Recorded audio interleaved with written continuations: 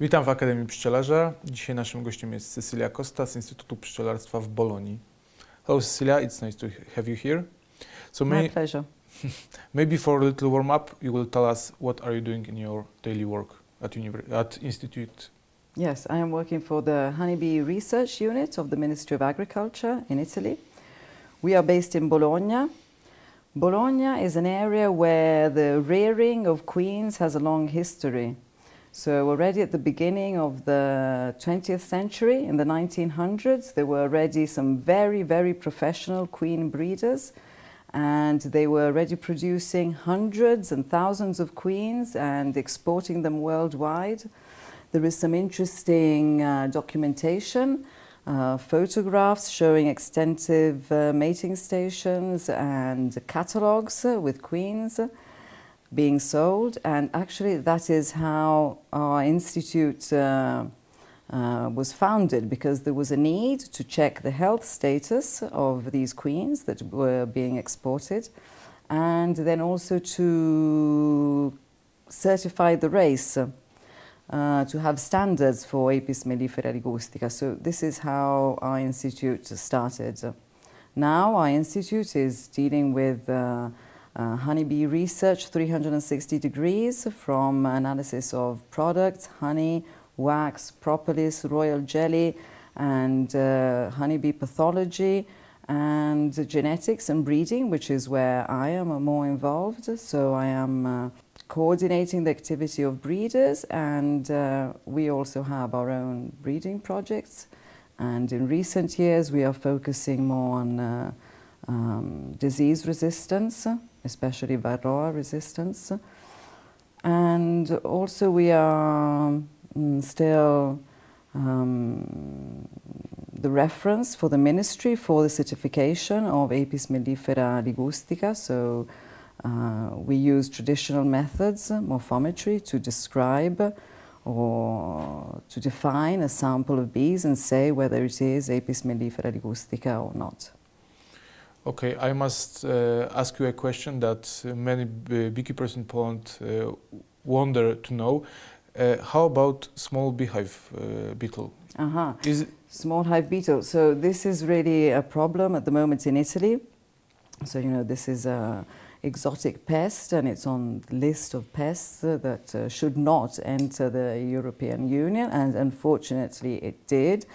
There was a report from 2004 in Poland when it was immediately eradicated, and then there was this report in 2014 from the south of Italy, the region of Calabria. And since then, the whole of Calabria has been cut off from any exchange movement of bees. This also affected Sicily, although just recently Sicily has been re-allowed to export bees or to transfer bees to the rest of Italy, because in Sicily there was only one small episode. The main problem is the eradication. So according to European Union laws, when there is an exotic pest, it must be, every effort must be made to eradicate it so that it will not be distributed to the rest of Europe. And this has meant burning, destroying many, many colonies, with a big economic loss for many beekeepers. So some beekeepers lost all their colonies, all their genetic material, everything. And there was compensation, but the compensation was very slow, and also it was a monetary compensation, so it didn't really cover the activities of beekeepers located in Calabria. Nowadays has a big problem managing the bees. So the Italian beekeepers at the moment are asking for small hive beetle to, well, some of them, not all of them, some of the beekeepers are asking for small hive beetle to be considered at this point not possible to be eradicated. But do you think that this small hive beetle could be a Varroa destructor versus 2.0 for European beekeepers? No, absolutely not. And this is not only my opinion, but the opinion of many, many scientists. I haven't seen small hive beetle at work, but what we know from the literature from other colleagues in other countries where small hive beetle is present. Almost it's on the level of wax moth, so there's only some very special conditions in which it is very harmful. So it is not so much the colonies. Beekeepers just have to adjust their management practices, especially as far as honey extraction is concerned. And quite a lot of beekeepers in Italy are already doing that. So they're getting equipped with refrigerated storage rooms. Some are already preparing. The opinion of some people is that it is the beekeepers who are not very, or it is the weak colonies that will succumb, and it is the beekeepers who are not following good beekeeping practices that will have a problem. But if a beekeeper is following good beekeeping practices, then he should not have a problem. The main problem is that this pest has to be eradicated. That is the problem at the moment. Otherwise, what they say, it is mainly maybe for queen rearers, for queen breeders, they say it could be more of a problem because of the small colonies. But actually, we don't have data on this. The problem for Italy is that we are not using the kind of pesticides that they are used to using in USA, for example. They are using a lot of Kumafos to control small hive beetle. Whereas we have a high proportion of organic beekeepers and we have maybe a different approach to pesticides. So we would like to keep pesticide treatments low in general. So yes, I guess the problem would be to find new sustainable strategies to fight small hive beetle. And actually there is a project, there are colleagues in my institute and in other institutes that are going to work on this.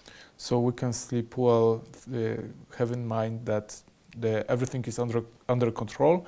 In Poland, beekeeping in Italy is considered as a paradise because you have long season and you can have big amount of honey. Is it true?